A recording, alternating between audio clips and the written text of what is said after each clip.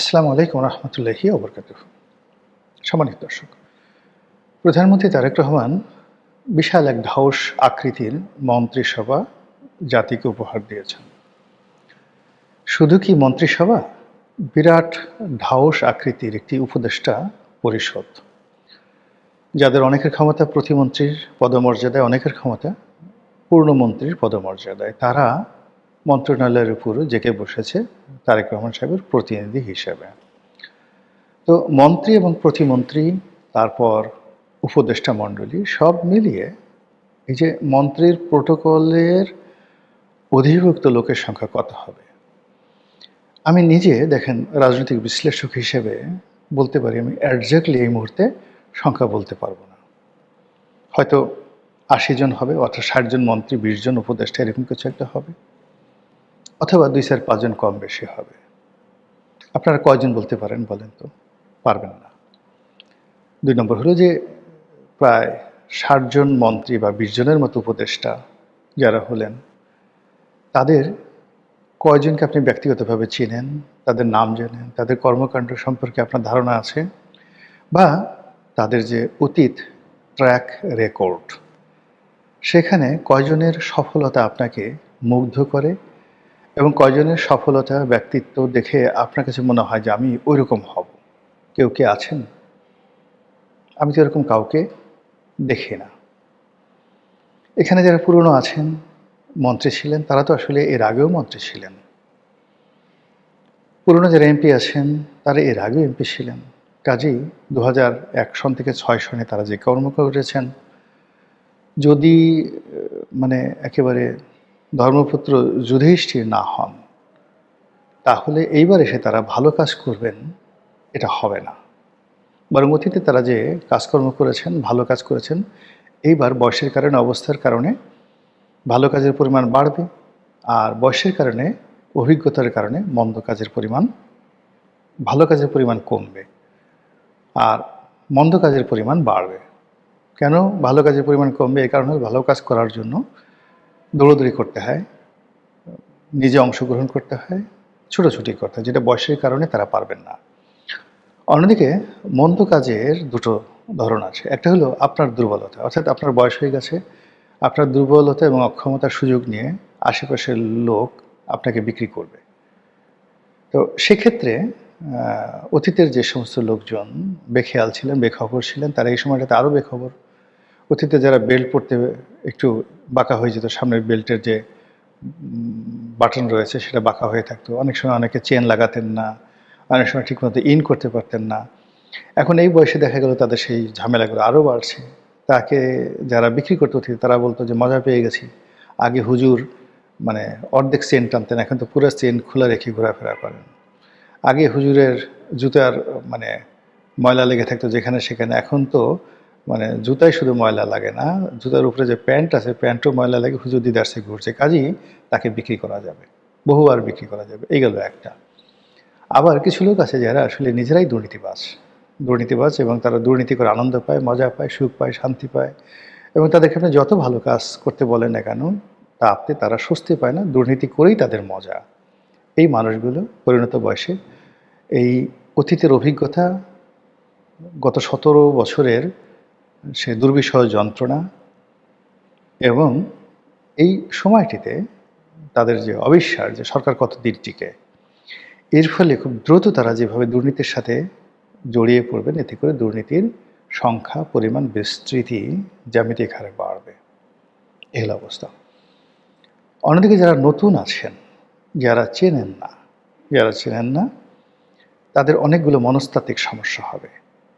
প্রথমত হলো যে তারা যে মন্ত্রী, সেই মন্ত্রী হিসেবে তাদের নিজেদেরকে বিশ্বাস করা জানতে হবে, শিখতে হবে, এবং এর জন্য তাদেরকে মিনিমাম ২ থেকে ৩ বছর সময় লাগবে।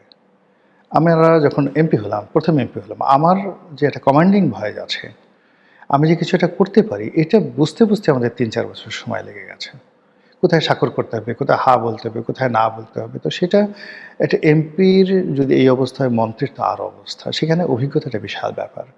তো সেক্ষেত্রে যদি ধরুন 60% অভিজ্ঞতা থাকে, অভিজ্ঞ এমপি থাকে, মন্ত্রী থেকে 40% নতুন থাকে, টান দিয়ে নেওয়া যায়। কিন্তু যদি 80% থাকে অনভিজ্ঞ, ইয়াং, এনার্জেটিক বাট অনভিজ্ঞ, তাহলে ওই যে 20% যাদের অভিজ্ঞতা সেটা নেগেটিভ কাজ করে, তারা কাজ করতে পারে না। তো এক্ষেত্রে হয় কি যে আপনি তারুণ্য নেবেন, but there must be a limit. সেই লিমিটটি জনাব তারেক রহমান সাহেব ক্রস করেছেন। 2 নম্বর হলো যে তিনি এখানে সারপ্রাইজ দেওয়ার চেষ্টা করেছেন। এত পাইকারি হারে যাকে ইচ্ছা তাকে তিনি মন্ত্রী বানিয়েছেন, উপদেষ্টা বানিয়েছেন। কোথাও প্রেম, কোথাও রাগ, কোথাও ক্রোধ, কোথাও হিংসা, কোথাও দেশ, কোথাও বিদ্বেষ, উই ডোন্ট নো। তো দেখা গেল যে রামকে শিক্ষা দেওয়ার জন্য শ্যামকে, যদুকে শিক্ষা দেওয়ার জন্য মধুকে, কদুকে ধরার জন্য লাউকে। আমরা যেভাবে তরকারি বানাই, আমরা যেভাবে কাট্টুস করি, আমরা যেভাবে সাইজ করি, আমরা যেভাবে বাসরাতে বিড়াল মারার চেষ্টা করি, ঠিক এখানে অনেক কিছু করা হয়েছে। যেমন একজনকে উপদেষ্টা বানানো হয়েছে। উপদেষ্টা বানানো হয়েছে কী জন্য? বলা হয় যে এই উপদেষ্টার ঘনিষ্ঠ একজন লোক আছে যে বিএনপি থেকে বের হয়ে গেছে। তারপরে শেষে আরও অনেকে, মানে এগুলো মানে এখন তো ব্যক্তিগত জিনিসগুলো বলাটা আসলে এভাবে ঠিক না, বাট এরকম অনেক ঘটনা ঘটেছে যে মানে তুমি জ্বালাইয়া গেলা মনের আগুন নিভাইয়া গেলা না। মানে গত 17 বছরের যে অব্যাহত বেদনা, ক্ষোভ, ক্রোধ থেকে শুরু করে যা কিছু জনাব তারেক রহমান সাহেব তার দলের ভিতরে বাইরে, দেশ বিদেশ সব জায়গাতে তিনি সে ভোগ করেছেন। এইগুলো তিনি সুযোগ পেয়েছেন যেখানে সেখানেই এই মন্ত্রিপরিষদ গঠনে সেটা কিছুটা হলেও প্রভাব রেখেছে। ফলে কি হলো, এই মন্ত্রীদেরকে নিয়ে দলের মধ্যে ঈর্ষা আছে। দলে যারা অভিজ্ঞ প্রাজ্ঞ, মন্ত্রিত্ব পাননি, এমপি হননি, কিন্তু দলের কমান্ড তাদের হাতে আছে। লোকজন নেতা হিসেবে তাদের কি মনে করে? 20 জন মন্ত্রী যদি পাওয়ারফুল মন্ত্রী দাঁড়িয়ে করিয়ে দেন, বিএনপিতে এরকম অনেক যাকে বলা হয় এমপি না, শুধুমাত্র নেতা, রাজনৈতিক নেতা আছে, তাদের সামনে এরা বসতেও পারবে না। তো ওই মানুষগুলো যখন উঠতে বসতে টিটকারি বা ঠাট্টা করে, তখন আর তাদের সেই অস্তিত্ব থাকে না। আমি জাস্ট একটা বাস্তব অভিজ্ঞতা বলি। মানে যিনি অপমানিত হয়েছেন তার কথাও বলবো না, তিনি পূর্ণমন্ত্রী, আমি তুফাইল ভাই, সুরঞ্জিত বাবু, আমরা বসে আছি, গল্প করছি পার্লামেন্টে। তা আমার সিনিয়র মন্ত্রীদের সাথে ভীষণ রকম সম্পর্ক ভালো ছিল। সেখানে সেই আমরা আদিম রসাত্মক গল্প, এমনকি মানে যাকে বলা হয় প্রেম, ভালোবাসা, বিয়ে শাদী, সেক্স থেকে শুরু করে সমস্ত আলাপ আলোচনা এরকম তুফাইল ভাই, আমু ভাইদের সাথে খোলামেলা আলোচনা করতাম। এবং অন্যান্য যারা আমার সে 20 বছরের সিনিয়র মন্ত্রী এমপি, তারা অবাক হয়ে দেখতেন যে আল্লাহ, এদের সাথে রনির এত কিছু সম্পর্ক। এনিওয়ে, এইভাবে একদিন আমরা খুব আড্ডা মারছিলাম। এরকম একজন মন্ত্রী, খুব পাওয়ারফুল মন্ত্রী, তাকে তুফাইল ভাই ডাকলেন, এই এটা এদিকে আয়। কিরে, শুনলাম তুই নাকি মাছের ট্রলার কিনেছিস, বা 4টি ট্রলার, না 4টি ট্রলার আছে তোর। তো সে বলে যে এগুলো তো 4টে না, আমার 2টা ট্রলার আছে, 2টা ট্রলার আছে। তো বলে যে তোরা এগুলো টাকা পাইলি কই ট্রলারের, বা এগুলো নিলি কীভাবে, তুই তুকারি করে? সে বলছে এগুলো তো আমাদের আগেরই ছিল। তা আমাকে বলে যে রনি দেখো দেখো দেখো, বলে কি শালায়, ও ওই শ্যামলী একটা বাসায় ভাড়া থাকতো, 6,000 না 7,000 টাকা বাসা ভাড়ায় আওয়ামী লীগ ক্ষমতা আসার আগে। আর এখন ওর বাপ নাকি প্রতি মাসে কোটি টাকা সে বেতন দেয় স্টাফদের, ওরা নাকি ব্যবসা করতো। শুনলে কেমন লাগে মেজাজটা? তো পাশে বসা ছিল Raziur Rahman Raju, senior minister, TNT মন্ত্রী ছিলেন।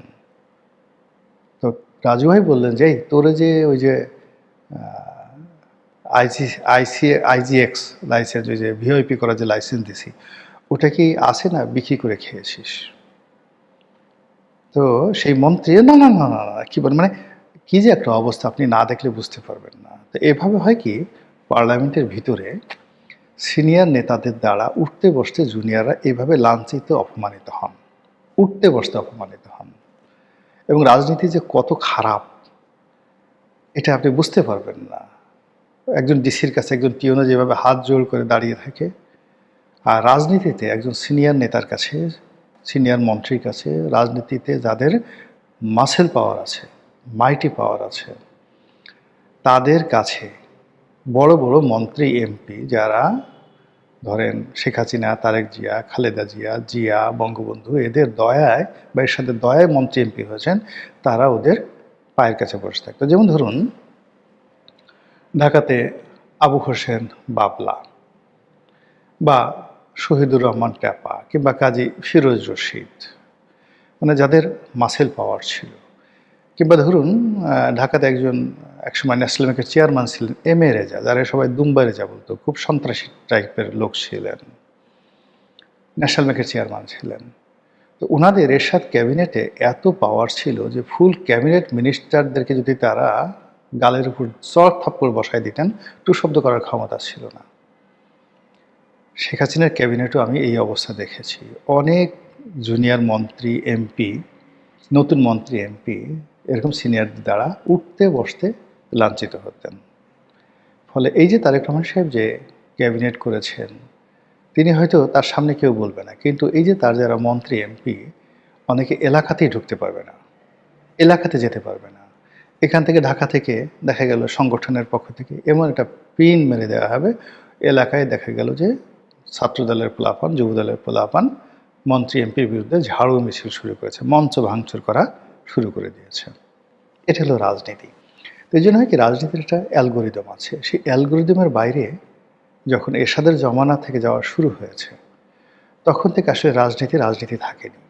এটি ঘুরে ফিরে একনায়কতন্ত্র, ঘুরে ফিরে ফ্যাসিবাদী, ঘুরে ফিরে এটা হিটলারের যে নাৎসিবাদ, এই দিকে চলে যায়।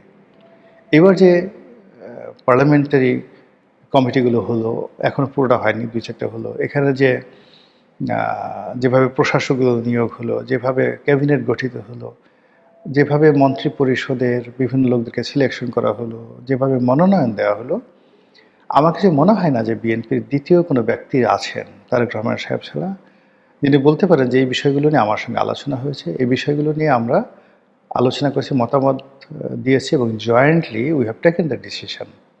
এটা হয়নি। এটা উনি একা করেছেন, সম্পূর্ণ একা করেছেন, নিজের ইচ্ছায় করেছেন, নিজের কর্তৃত্বে করেছেন। যদি এই ক্যাবিনেট, এই সরকার সফল হয়, তিনি অমরত্ব পাবেন, তিনি জুলিয়াস সিজার হয়ে যাবেন। আর যদি ব্যর্থ হন, তাহলে সকল দায় দায়িত্ব তার ঘাড়ে বর্তাবে এবং তার দলের যে সকল প্রাজ্ঞ সিনিয়র ত্যাগী নেতা আছেন, দূর থেকে তারা দাঁত বের করে ভেস্কি মারবে, মিটমিট করে হাসবে, ভেংচি কাটবে, যে দেখো কত ধানে কত চাল, কেমন বুঝো এখন ঘটনাটা। আমরা তো বাইরে আছি, আমরা বাইরে থেকে এই জিনিসগুলো টের পাই, বুঝতে পারি, কথাগুলো শুনতে পারি, অনেক কথা, বিভিন্ন মহলের অনেক কথা। অনেকের কলিজা ফেটে যাচ্ছে, বিএনপির অনেক লোকের কলিজা ফেটে যাচ্ছে, অনেকের মানে দেহ কিরবির কিরবির করছে, অনেকের চুলকাচ্ছে, তারা সুযোগ খুঁজছে। কাজেই সরকারে যারা আছেন, এই দিন নয়, তাদেরকে সতর্ক হতে হবে, করিতকর্ম হতে হবে এবং স্রোতের বিপরীতে যে কিছু ঘটতে পারে সেই ব্যাপারে নজর রাখতে হবে। আদারওয়াইজ আনাকুম জানাকুম, যেই লাও সেই কদু। মহান আল্লাহ আমাদের সবাইকে হেদায়েত দান করুন, হেফাজত করুন। আসসালামু আলাইকুম ওয়া রাহমাতুল্লাহি ওয়া বারাকাতুহু।